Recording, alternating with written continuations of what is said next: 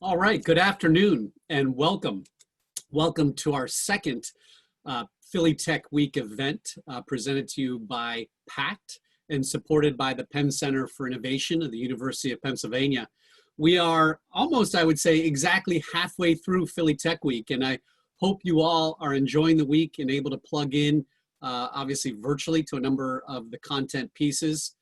We had a great program earlier this week with our friends at Cozen O'Connor, and you can certainly check that out even now on our YouTube channel, our Philadelphia PACT YouTube channel.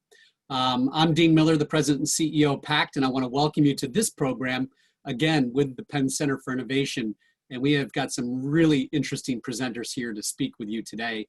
There'll be an opportunity for Q&A, but let me just remind you in terms of protocol. Everyone is on mute. You can utilize the Q&A window to ask questions at any point in time. So feel free to load up on questions in the Q&A window. You can also use the chat window. It's available to comment to presenters as well as to the general audience.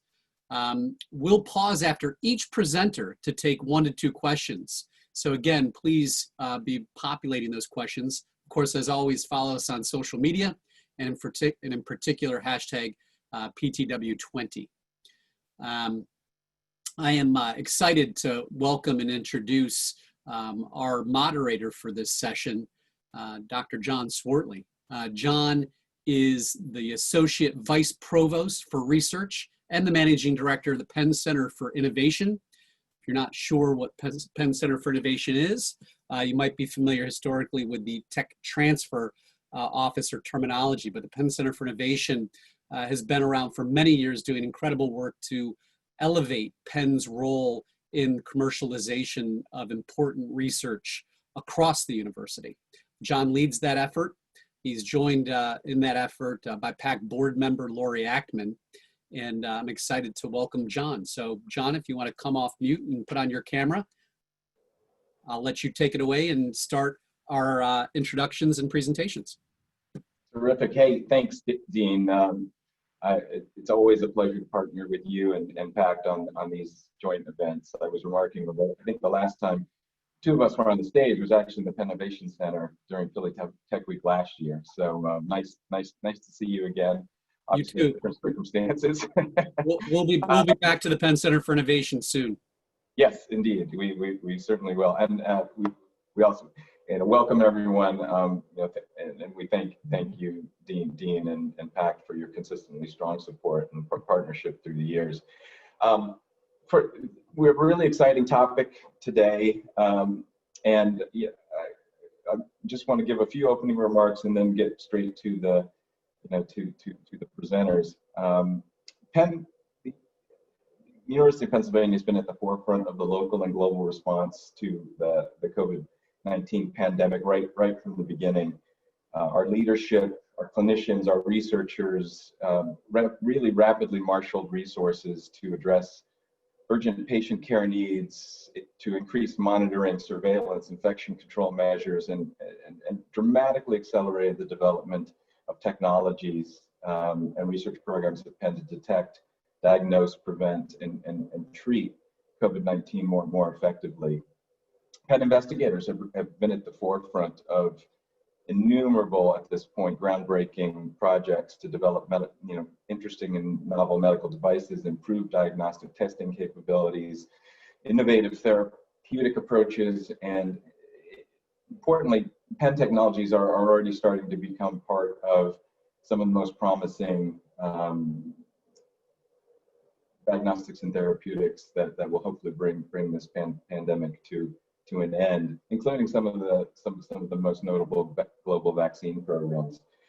So this afternoon, we have a stellar lineup of speakers for you that are all making critical contributions to the overall effort to address the crisis. And I'm really confident that you're going to be very inspired by their presentations and remarks. So that's enough from me. Without further ado, I'd like to jump right into the program. Our first speaker today is Dr. Ping Wang, who's an associate professor of pathology and laboratory medicine at Penn.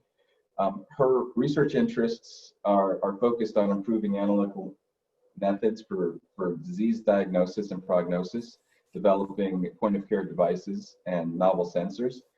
Today, she's going to be presenting on a new diagnostic platform for rapid and ultra-sensitive detection of COVID-19 screening. So I will turn the mic over to Dr. Wang. Thank you so much, John, for that wonderful introduction. So let me quickly share my slides here. There we go. So as John mentioned, we pivoted very quickly at the start of the pandemic, trying to focus on SARS-CoV-2 and COVID-19. And today I'm going to talk about one specific project that has been ongoing in my research lab for the past several months, since March, literally, focusing on SARS-CoV-2 ultra-sensitive antigen detection. So as we know, diagnostic testing for COVID-19 or SARS-CoV-2 has played very important roles in today's pandemic.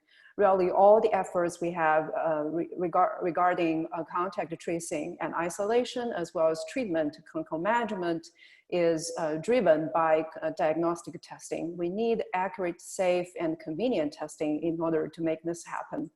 However, we are still seeing significant unmet needs in today's pandemic.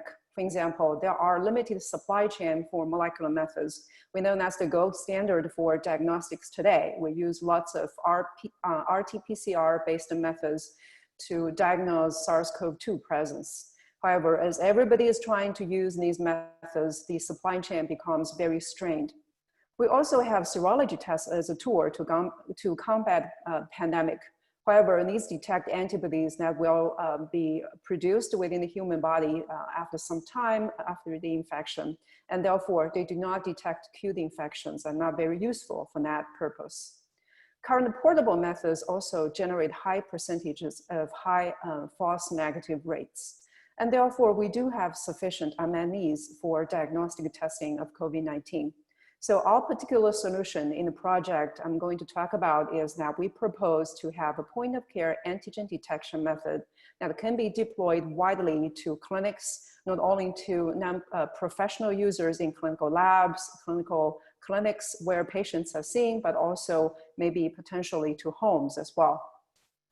So again, the key is really to have high sensitivity to detect a very low concentration of the SARS-CoV-2 antigen at the early phase of the infection. So shown on the slide here is what we think would be the prospect of the device. So shown here, as you can see, this is a cartridge that's going to be driven by a small platform instrument, which can then be interfaced to a smartphone. And what's key here is that the readout of this device is microbubble images. So it's a digital signal readout that can be captured very conveniently using a smartphone camera. And we also have collaborated with the GRASP lab at Penn to build a smartphone application to quantify and demonstrate the results from this assay. So in this interface example, you can see that by capturing the microbubble images out of the device, the smartphone application will be able to interpret the image using a computer vision driven algorithm and give you a results of either positive or negative.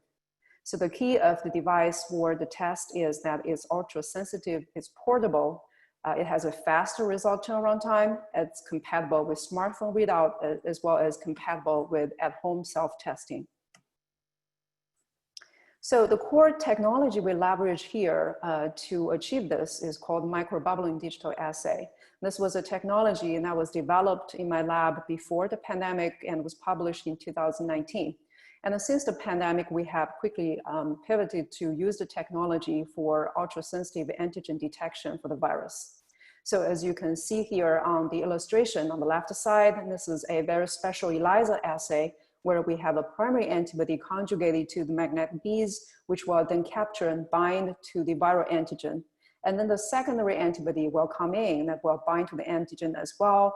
And this will be then bind to a neutroavidin conjugated platinum nanoparticle beads. So these three components then form a sandwich complex. Once the sandwich complex is formed, they're trapped in very tiny, small, nanoliter sized microwalls on a microwall chip. And then we add hydrogen peroxide solution, which will then be catalyzed and degraded by the platinum nanoparticle and generate oxygen from the reaction. So as the oxygen tension within the micro wall increases, we start to see microbubbles form out of these wells. So because of the local concentration of the analyte can be concentrated to a very high level, we can achieve ultra high sensitivity for the analyte we're trying to detect. Also, the signaling itself is very fast, and we have also shown that the technology is also tolerant against the temperature and lighting variations. So shown in the next video here is the microbubble generation process under a traditional lab microscope. As you can see, within several minutes, typically about 5 to 6 minutes, you can see the microbubbles have grown to a decent size and stabilized. Now, what's interesting is that we can also achieve this under a smartphone microscope. So this is under a smartphone microscope with a 9 times magnification microscope that we purchased from Amazon. So pretty inexpensive setup, but using this very commonplace setup, you can also achieve the mission of detecting the presence and growth of the microbubbles. So at about 6 to 7 minutes, you can see the microbubbles have stabilized, and these can then be captured using the smartphone camera. We went ahead to characterize the robustness of the assay. So again, the understanding is that if we want to deploy this assay widely so that people have wide access to the testing, then they need to be very robust and therefore also very temperature resistant.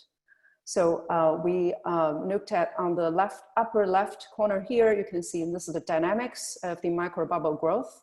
As you can see, at about 4.5 to 6 minutes, you can see the microbubbles have stabilized, and this signaling process is quite fast. And then on the lower right panel corner here, you can see this is where we tested against different temperature. So we tested under 4 degree, 22 degree, and 32 degrees. Again, the understanding is that temperature may be difficult to control within a very narrow range in the point of care setting.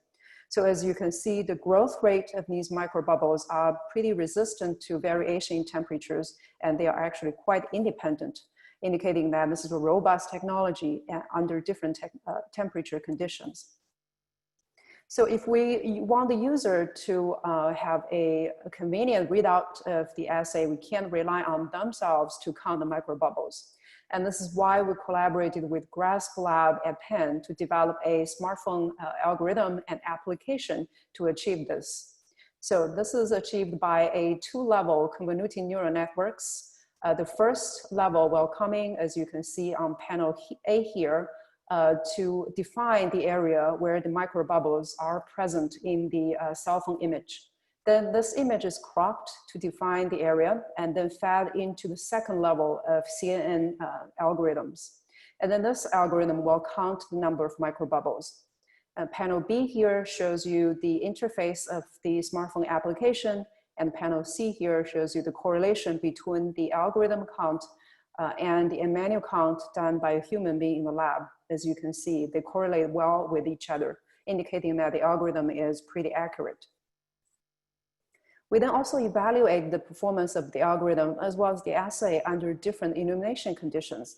As you can see on the right side, these are some examples where the video or the pictures are taken under different illumination conditions. We then use the smartphone algorithm to quantify the number of microbubbles under all these conditions, and we were able to show that the assay and the algorithm were robust under all these different conditions, which is important, again, for point of care application. So we followed up to validate the high sensitivity of this assay. Again, the goal here is that we have an assay that can be deployed at the point of care, but with ultra high sensitivity, and that may be parallel to what we have in a research lab or in a core clinical lab, or even better than that. So we use the PSA as an example biomarker here. For patients who undergo prostatectomy, they typically have very low PSA concentrations within their blood. So this is a very good candidate biomarker for us to evaluate the performance of the assay. So on the left side, you can see we plot the number of microbubbles against the PSA concentration, And this is the calibration curve where we quantify the limit of detection to be 0.06 picograms per mil, which is about 200-fold higher sensitivity than today's clinical core lab gold standard. We then also correlated and compared the performance of our assay against a clinical lab gold standard. So again, on the right side, you can see this is 7 different de-identified patient samples who are post-prostatectomy that we retrieve after clinical testing and tested in parallel using the microbubbling assay. So showing in the red bars here are the microbubbling results, and the black bars here are the microbubbling results, and red bars here represent the core lab gold standard assay. As you can see, they correlate pretty well with each other. So in summary, we have shown excellent correlation with the core lab gold standard, but we are about 200-fold more sensitive than the current gold standard. So leveraging this technology, we'll apply it to SARS-CoV-2 detection. Again, the goal here is to have a sandwich assay. In this case, we target the N antigen of the SARS-CoV-2 virus. So again, this is the design of the assay on the left. On the right side, you can see this is the calibration curve and the example of microbubble images at different concentration of the viral antigens. The limit of detection using this method was determined to less than 1 picograms per mil, which is a very high analytical sensitivity. Now we then proceeded to test the analytical sensitivity for the true virus, the real virus. So this is the inactivated SARS-CoV-2 virus we obtained from our collaborator Sarah Cherry's lab. So she grew them in the BSL-3 lab at Penn, and they inactivated the virus before she provided them with she provided them to us for testing. So again, you can see in the middle panel here, this is the calibration curve, and we determined a limit of detection for the inactivated virus to be 85 copies per mil. So this is about 8 to 9 viral copies per reaction for the assay, as we only require about 100 microliter samples for each reaction. On the right side, you can see this is a comparison of table listing all the limit of detections for some commonly FDA EUA approved molecular assays. So as you can see, our limit of detection is at least the same or even better than most of these RT-PCR assays.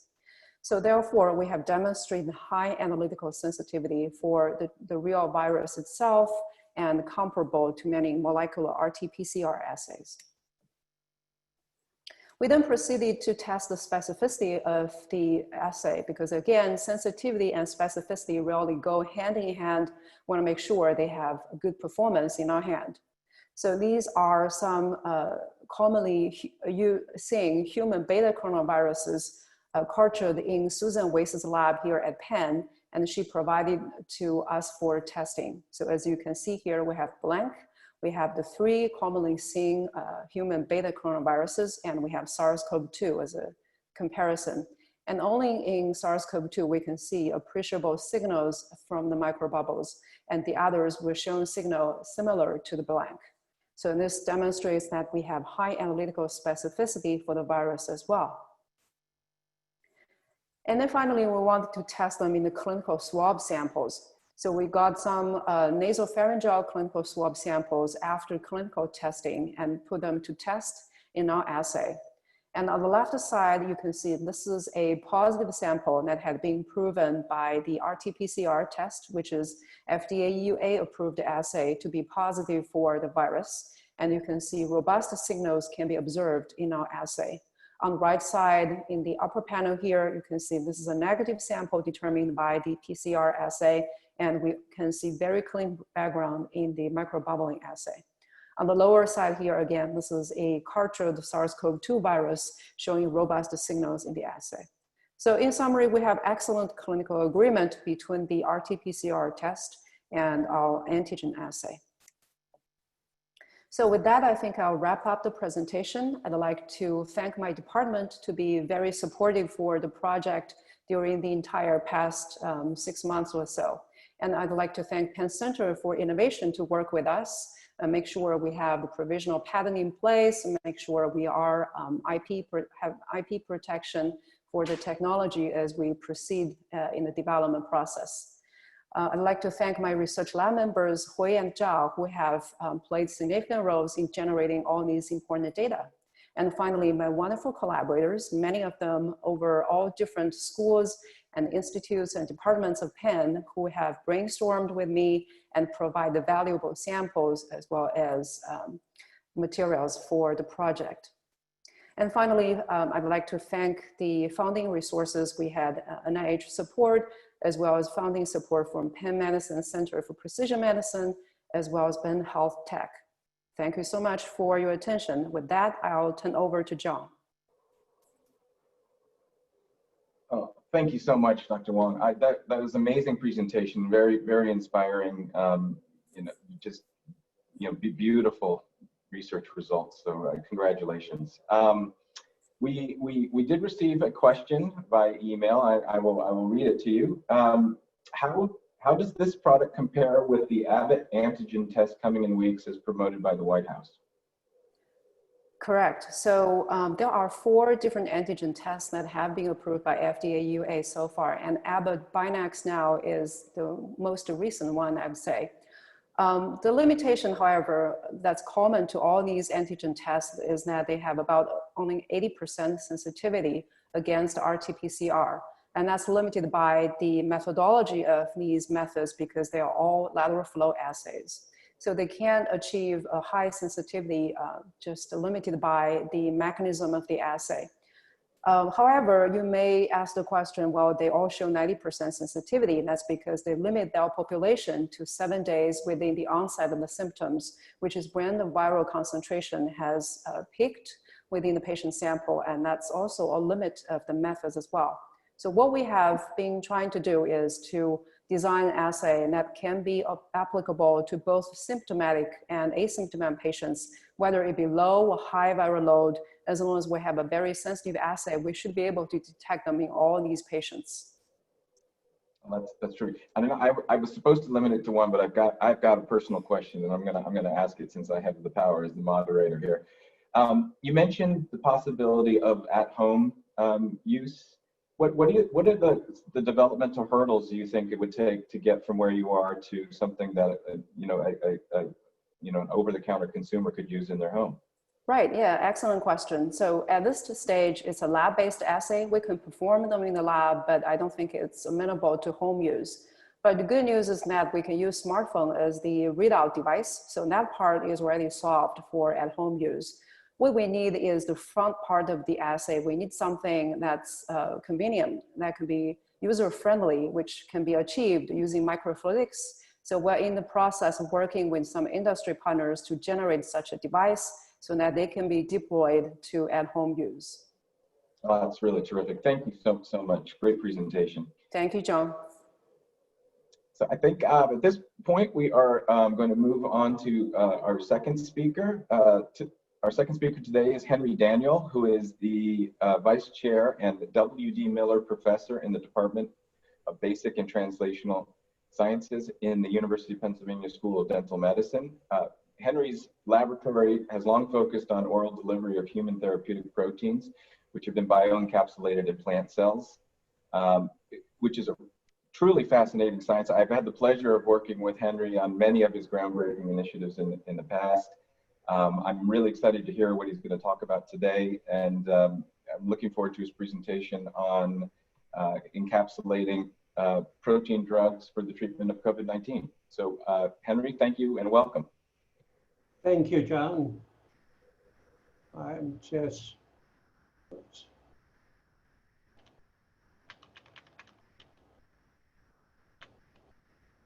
Okay, guess got my first slide.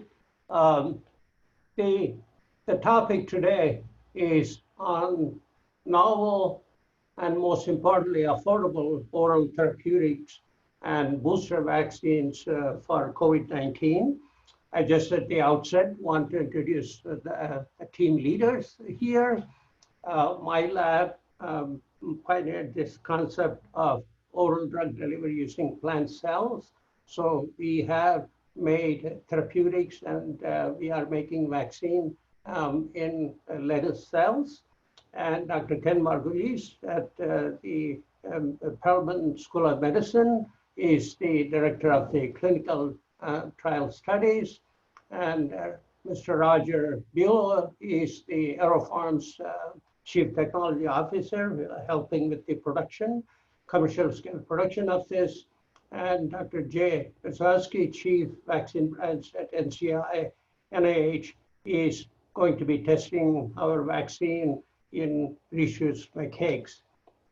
So basic concept in this therapeutics is that, like several other diseases, metabolic and inherited diseases, especially that affect the heart and lungs, as the pulmonary hypertension is one that we have worked with pretty extensively in the past decade. And in that, there is a decrease in enzyme called angiotensin converting enzyme 2, ACE2, and its product ANG17. As you can see, these are patient samples here at the Penn Medical School, collected and evaluated here. There's a dramatic drop in the enzyme activity in COVID-19 patients. You can see how dramatic drop that is in the left panel, and you see the product also is dropping. So the product is the cleaved angiotensin 17. Surprisingly, when people are trying to do a diagnostic test for ACE2, the quantity of ACE2 indeed goes up. Its activity goes down. So there's a lot of inactive angiotensin converting enzyme, as you can see in the correlation between ACE2 and ANG17. So our whole concept is we have made this not for COVID-19, but for treating pulmonary hypertension, but which is hypercoagulability, vasoconstriction, and inflammation, fibrosis are the key concerns with COVID-19. And we are trying to orally deliver this to bring this back up. But all the protein drugs so far are made in very expensive fermentation systems, $500 to $900 million. And they need to be purified, injected, and cold storage and all of these things. So our lab has pioneered this new approach where you can eliminate all these expensive processes. And these proteins, when they are made in plant cells, they can be orally delivered. And therefore, you can dramatically reduce the cost. And these capsules can be sent by mail. People can receive it at home and have them. So there is no need for a professional delivery for these capsules. And how do we make this? We engineer these genes into the plant genome, and we grow these plants. As you can see, here is a cGMP Fraunhofer facility. I'll show a video in a couple of slides later. And then we freeze dry them. Once they are dried, they are powdered and put in a capsule. For some of the oral health approaches, we also use a chewing gum approach to break down the plaque. But when a drug is orally delivered, you can see that it is protected in the from stomach acids and enzymes in the digestive system, because the plant cell wall has polymers which cannot be broken down by human enzymes. But when they reach the gut, as you can see in green color, the plant cells, which is fluorescent green here, the gut bacteria releases enzymes to break down the plant cell wall. And so you see the drug absorbed from the gut lumen into the gut epithelium. And we have shown this to happen with delivery of ACE2. So as you can see, this was done almost several years ago, where we used the pulmonary hypertension model. The symptoms, one of the key symptoms are definitely for COVID-19 is this fibrosis and the blood pressure and heart failure. And all these things can be orally, by giving 2 weeks of treatment, we could bring these down, and you can see the reduction in the fibrosis in the middle section. And what happens under when the disease is severe is that the right ventricle enlarges. And you can see when it enlarges, the pumping capacity goes down, and then it results in heart failure. But when you give this drug, you can actually reduce the ventricle size, and then it restores 95% of pumping capacity. You don't have to take my word for it. Here is the video that you can see that the pumping heart on the left side, you can see an enlarged right ventricle, and on the right side, you can visually see how the pumping capacity has been restored. In fact, this was published and received recognition from the American Heart Association, and NIH chose this project to do pharmacokinetics and toxicology studies at Stanford Research Institute. And this is why we are able to file IND right now on this product. And based on all the studies at Stanford and here at Penn, we have filed the IND. We have had 2 rounds of responses from FDA, and we are at the very final stages of getting this, giving this to the patients, almost waiting for the next communication from FDA. So Ken Margulis designed this clinical trial. Initial is to phase 1A is to give to 8 patients, healthy volunteers, and this is to check the safety. And 1B, we will give this to about 35 patients, all admitted in the hospital, but not in ICU. Those who are not in ICU, they will receive this drug. We are trying 2 different doses. And then phase 2 is to increase the number of the 125 patients at the hospital, but we also want to test this at home and monitor the symptoms. Another key aspect of this is, in addition to therapeutics, this oral drug delivery is also very important for prevention. And in this case, we are developing the oral booster vaccine. As you may have heard in the news, there are lots of vaccines, and quite a few of them at phase 3. But none of them use mucosal, offer mucosal protection, which means they're all injectable. They will produce antibodies. When the virus gets into the bloodstream, it will be protected. But the other major protection needed is the surface before the virus enters the body. And that kind of a surface coating can be done only through oral routes or nasal routes. So the NIH has been working on this, particularly in COVID in the past year, but they have worked on a number of different diseases. And my lab has worked with a lot of different diseases as well. We have shown that by orally delivering the vaccine antigen, the same, almost all companies and clinical trials use the same protein. It's called the spike protein. Ours is that the same spike protein is orally delivered so that we can measure the mucosal immunity, which is IgA. And the Petrosky's lab at the NIH has developed a macaque model. And so teaming up together, we are hoping to test this pretty as soon as the adequate amount of vaccine is available. So for clinical translation, the next major step is mass production.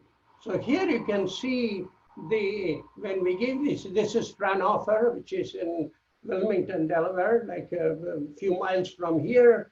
We give them the seeds. As you can see, the whole plant set growth, seeding, everything else is done by robotically, and the plants go through the optimal growth conditions. And even for harvesting the plant leaf, it is done in an automated system. As you can see, it goes through the conveyor belts, and the tray will be flipped, and the robotic blades will harvest them. And ultimately, this powder, the leaf, is the pharmaceutical product. So here there is no purification, no cold chain, no injections. These leaves, as I showed in an earlier slide, how we dry it, the dried powder becomes the capsule, both for therapeutics and vaccines.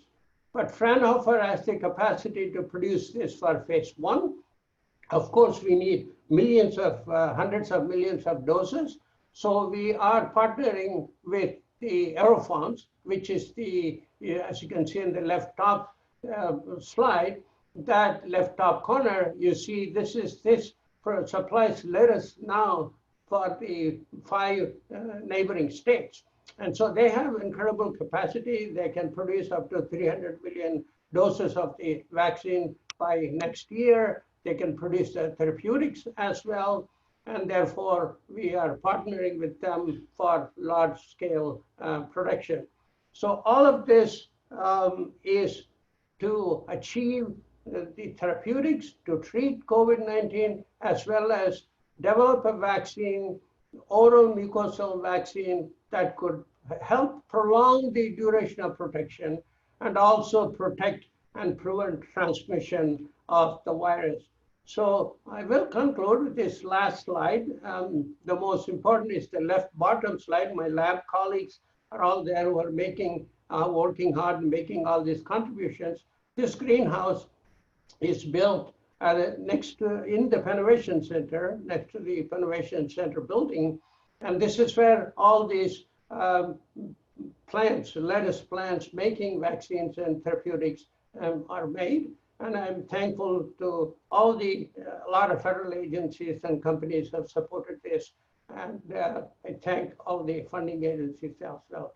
So now I'm turning over to John. Thank you. Thank you, Henry.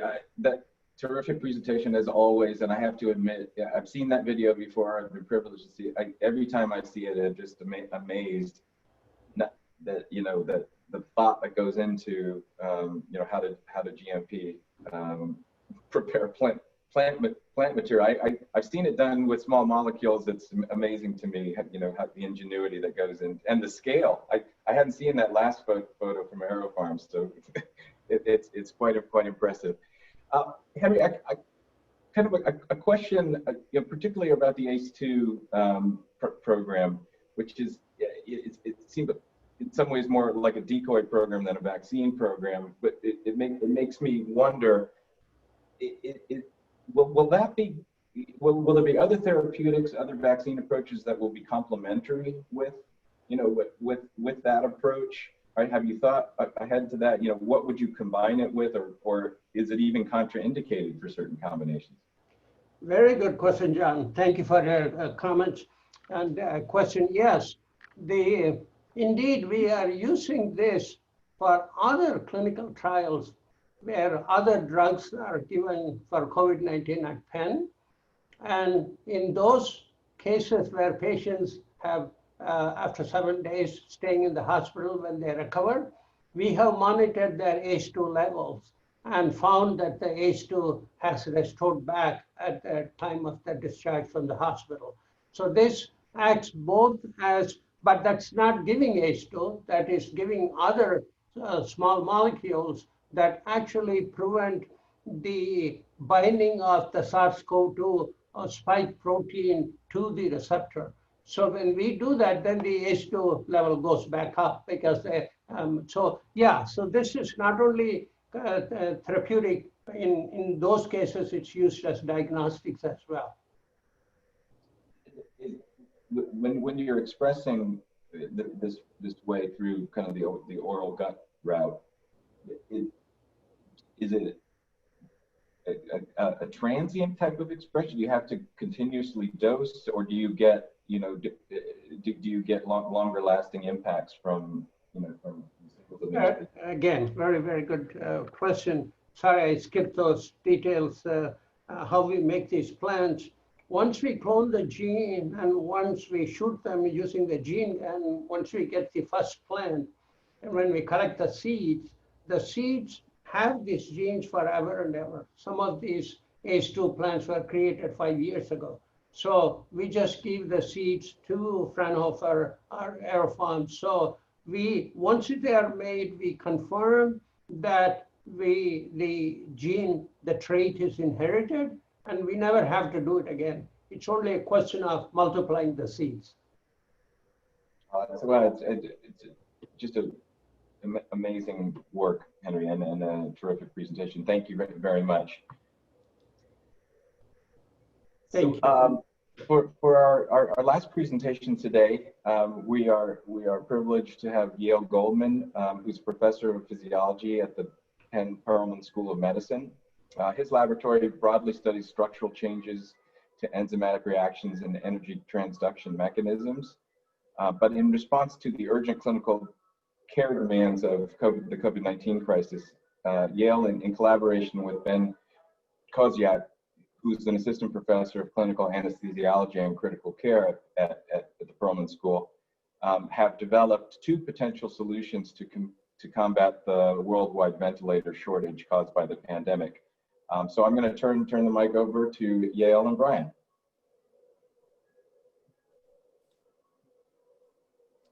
Okay, thanks, John. Can you see my screen okay? I can't hear anyone. Can you hear me? Yeah, okay, so thanks for the introduction, and thanks to Lori and Danielle for the opportunity to show our work. John introduced me and Ben, and I just add Mr. Joe Pilley, who's a master machinist, and he helped us with design and assembly of the equipment that I'm going to show you. I'm going to turn the mic over to Ben, who will introduce the topic and the rationale for what we've done. Hi, can you guys hear me? Yes. Yep. Great. Thanks so much for taking the time to listen to what we have to say. This topic, unfortunately, doesn't need much introduction, as we're all aware that during a respiratory disease pandemic, ventilators and respiratory equipment will be in inevitably short supply. This has been featured recurrently in the press and also in the medical literature, where early estimates were that we were under-resourced by an order of magnitude, below projected need. Next slide. So we built a ventilator. This is a photograph of the device that we designed and built with Joe Pilley's help. It's a unique design that provides true volume control ventilation as recommended by the Society of Critical Care Medicine. It's pressure regulated. It's powered by a stepper motor seen there at right, which drives a piston-style air cylinder. Requires only electricity. It's inexpensive, and perhaps most importantly, does not divert any equipment from existing respiratory supply chains. Next slide. Others did too. And of course, so did many big companies, starting with the invocation of the Defense Production Act in early April. We believe that our ventilator design is unique amongst the low-cost ventilators that are being produced and holds value for many settings. But we also recognize that many poorly resourced countries and locations around this country would never have adequate access to enough ventilators at any price point. And so therefore we shifted our focus to designing an inexpensive device that would allow for the safe multiplication of existing ventilator resources. Despite production ramp up here in this country, the scale of the problem across the world is quite staggering. Even before COVID, respiratory resources were exceedingly rare in many parts of the world. This table here at left demonstrates that scarcity. In many poor countries, there's one ventilator for several hundreds of thousands, if not millions of people. And even in very populous medium income countries such as Brazil and India, cases are skyrocketing and resources are in short supply. The many poor parts of the US, particularly rural parts of the US, suffer from similar challenges with access to resources, shown at right here. Despite the belief that the country has enough ventilators nationally to manage the current situation, distribution and allocation systems are still quite lacking. And unfortunately, future pandemics may be far worse with respect to the need for invasive ventilator resources. As cases rise again, as we enter the winter and fall months, ventilator sharing will undoubtedly again be attempted in many places, and we can make it safe. So what is ventilator sharing? It's defined as using a single ventilator to support more than one patient simultaneously. And there have been concerns over this approach, particularly early on with regard to safety and monitoring, particularly because matching patients based on lung compliance in the setting of an evolving disease is not realistic. So simply splitting a ventilator will deliver the same pressure to two patients without measuring how much air goes to each. That's inadequate. Or divide a set volume of air between two patients without any control over how much air or pressure goes to one patient or another. Also very problematic. So there are technical barriers to overcome, but we believe this is feasible and requires four things: isolation, in other words, preventing cross-contamination between patients, as well as maldistribution of air; independence, so individualized control needs to be possible for most ventilation parameters. Those parameters need to be set and maintained with stability, so that changes in the condition of one patient should not affect the support of another. And monitoring needs to be reinstated. Splitting a ventilator renders inaccurate many of the integrated monitoring and safety alarms built into ventilators, and so those need to be reconstituted in order to ensure adequate and safe support of each patient to which this device is being connected, and we can do that at low cost. I'll hand this back over to Yale now. So here's a schematic of the ventilation splitter that we designed and built. It starts out with a ventilator on the left, supplying the air, T or Y connectors to split between two or more patients. There are filters in the system, both in and out of the patient, to prevent cross-contamination of microorganisms. And then the main thing that we designed are these modules. I'll explain them in more detail, that supply all of the elements necessary to make this safe and make the patients independent from each other, cuts down monitoring tremendous amount, and allows it to be stable when if the patient condition changes. So here's first of these modules. On the inspiratory side, it's a pressure regulator, a little bit similar to a scuba mask. So the air comes in here from the ventilator, and then it pressurizes this compartment that's going out to the patient. And there's this diaphragm here that is pushed upwards against this thumb screw and spring. And when the pressure reaches a certain set value, it closes off this orifice. So it regulates the pressure here and keeps it constant. We can set the pressure going into the patient by this adjustment. And then there's several safety features here. If the pressure gets too high for some reason, this bleed valve will allow the pressure out. So that's a safety feature required to prevent, in the event of a problem, overpressuring the patient. And also, if there's a complete shutdown of the system, a big power failure, the battery in the ventilator fails, whatever, and the patient still has some respiratory drive, the pressure in this compartment will become negative, and then the air will come in this way, and the patient can still breathe and not suffocate, among other safety features. So that's the inspiratory module. And the expiratory module is shown here. There's this triggered valve that opens and closes under a signal either from the ventilator or from the pressures. That's necessary so that the higher pressure air during inspiration doesn't leak back through the expiratory phase, and instead of going into the patient. A one-way valve, which is required in both. And then this is something called positive end expiratory pressure. In most patients with respiratory distress or in diseases like chronic pulmonary disease, the lung has to be maintained at a positive pressure so that it doesn't collapse even during expiration. So this is an adjustable, again, bleed valve that allows for that. And here you can see a little movie of one of our early prototypes with the solenoid valve opening and the one-way valve. And this is a restriction that allows these pressure sensors connected here to measure the flow rate. Integrate that, you get the tidal volume, which is the amount of breath per amount of air that's the patient gets in and out per breath. And these modules are stackable. So We just put one on top of each other. We've shown two modules here, two inspiratory and two expiratory with silicone gaskets in between. So these 4 ports go out to the patients, an expiratory and inspiratory to the patient. They can either be joined here or else at a Y, which is at the patient, which is better so that when the patient breathes in, he or she is not getting the expired air back through the tube. So two tubes go to each patient. And stacking them like this makes a compact integrated system.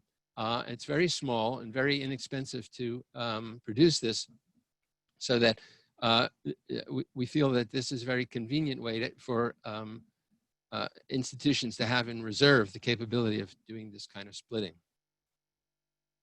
In addition, the system comes with a monitoring panel made from very cheap microelectronics and a small LCD that will monitor all of the respiratory conditions and trigger alarms if it goes out of these limits.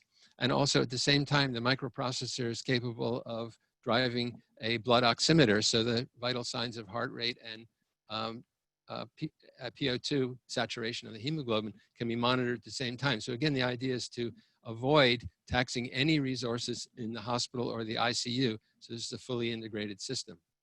These microprocessors have a Wi-Fi radio in them. So also the system will generate its own web page, and any nurse either at a nursing station with a desk computer or even her phone, his or her phone, can monitor each patient separately without any resources from the ICU or from the hospital. It just automatically gives this readout and alarms if necessary.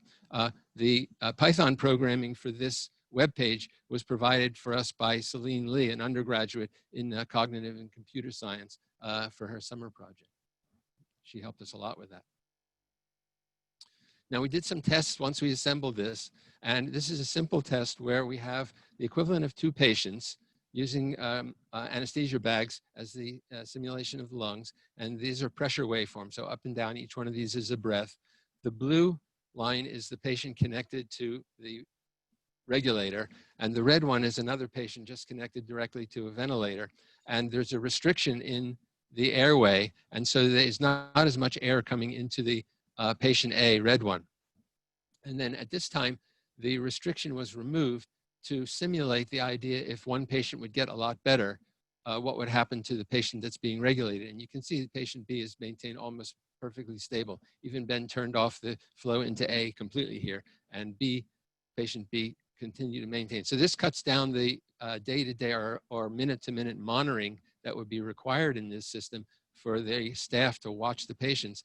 The system automatically regulates that. This is very similar. What was done here is the pressure from the ventilator itself was reduced and then increased again. That can happen if the other patient needs more pressure, for instance, or if the flow changes and then the pressure would change. So again, the one that's on the regulated system, excuse me, is almost fully maintained. So this is very effective at maintaining the respiration of each patient that's being regulated and making them independent of each other. So I'll just summarize now. We built this very inexpensive functional volume prioritized ventilator, and then also a means to split our normal regular ventilator between patients, maintaining safety, independence of their respiratory parameters. The controllers and monitoring displays from very inexpensive components are important because we don't want to use already available hospital or ICU resources, which may also be in short supply. The devices will facilitate staff monitoring of patients with minimal or no additional equipment. And as Ben showed before, the number of ventilators available per population or per patient is very tiny in many, many poor areas of the world, and at low resources or rural situations. So we think the market for this is really enormous, because if any hospital can afford a respirator or 1 or 2 respirators, these can be obtained to have in reserve at something like 1% of the cost of a respirator, of a ventilator. So we think that if we develop this further, it will help to solve the problems with resourcing and having enough equipment available for patients to treat them. The support for this is partially from the NIH and NSF. I have grants for my research lab, and we used a little bit of resources there. We got a tremendous amount of help from 2 of the 3D printing facilities in the university. The biomedical library 3D printing facility printed a lot of those under a rush to get ready for this presentation and the deadline. And then we have to credit the library system in the university for supporting the printing facility. And then the one in the mechanical engineering department, likewise, was very helpful with higher resolution prints and some of the smaller parts. And again, under a time pressure, was very kind to help us out. And so the mechanical engineering department supports that. And here's the first slide again. I just put this up again so you can see our contact information. If anybody's interested in getting involved with us in this project or providing support, then we'd like to talk to you. And you can find us on these emails or in the Penn directory or from the organizers of this session. So thanks a lot for your attention. And again, thanks for the opportunity. Thank you, Yale and Ben. That was a really nice presentation. Very clever concepts in both of the devices that you presented. You actually answered one of my questions on the end slide there, where it looked like those things were 3D printed, and you showed where you did it. So that's great. One quick question. I know we're running close to time, but I did want to ask. This question came from the audience. Can the splitter be used with any and all ventilators that are currently manufactured and used, or only a subset? I think the only limit really is the air supply, and any clinical ventilator meant for adults in a hospital would have plenty, much over the amount needed to go to 2 patients in a normal situation, and probably 3 or 4 even. So I think it is very, very generally applicable. And even just a turbine and some timers could be used to trigger this, and not even a full-blown ventilator. Terrific. I will alert the audience that if there are further questions, please feel free to bring them to the attention of my organization, PCI, or the PACT organizers, and we'll make sure that that our great speakers have a chance to address them. But thank you again, Yale and Ben. Terrific presentation. Thank you. Hey, John, I have a question before we depart here. Oh, Ben, we got about 90 seconds left. Post-privilege. The audience should know that this is just the tip of the iceberg, certainly globally in terms of developments, but at Penn in particular in terms of diagnostics, therapeutics, and devices that have broad applications, certainly with COVID, but beyond. How are you thinking about it as the leader of PCI and innovation across Penn for continued funding and efforts? Because a lot of this work obviously is driven by just the passionate investigators and professors and PhDs joining us here today, but it takes capital to do so. Yeah, that's a great question, Dean. I mean, one of the things when we were first struck by the urgent needs of the crisis, we did end up reorganizing quite a bit of our own activities to focus on supporting project priorities at the university that were directed at the pandemic and COVID-19. And in doing so, we've actually learned quite a bit about how to quickly partner in some very unique ways with the commercial world, and also with funding sources. So the state has played a part. Henry, in fact, he didn't mention it during his talk, but he's been a beneficiary, I know, of some of those unique resources that have been developed through the some of these emergency use funds. John, if anybody joining us here today is interested in helping make those connections, they can certainly seek you out. Lori Ackman, your colleague, or certainly any of us at PACT to help make those connections. We are at time. I want to thank you, Lori, the whole team, the whole Penn family, all the folks that gathered here today for joining us. Again, halfway through Philly Tech Week, special shout out to Chris Wink, Vincent Better, and the whole team at Technically for a 10-year anniversary event. We have our Lion's Den tomorrow at 10 a.m. Please join us. Again, the Lion's Den is the culmination of our Capital Conference, and certainly a number of companies have participated in our Capital Conference, both this year and previous years, that have been spin out Penn Technologies. So with that, again, once again, thank you, John, thank you, Penn and PCI, and to everyone else, enjoy the rest of your day. Thank you, Dean. Thank you, Danielle. Thanks, speakers. Thanks, everyone. Okay, thank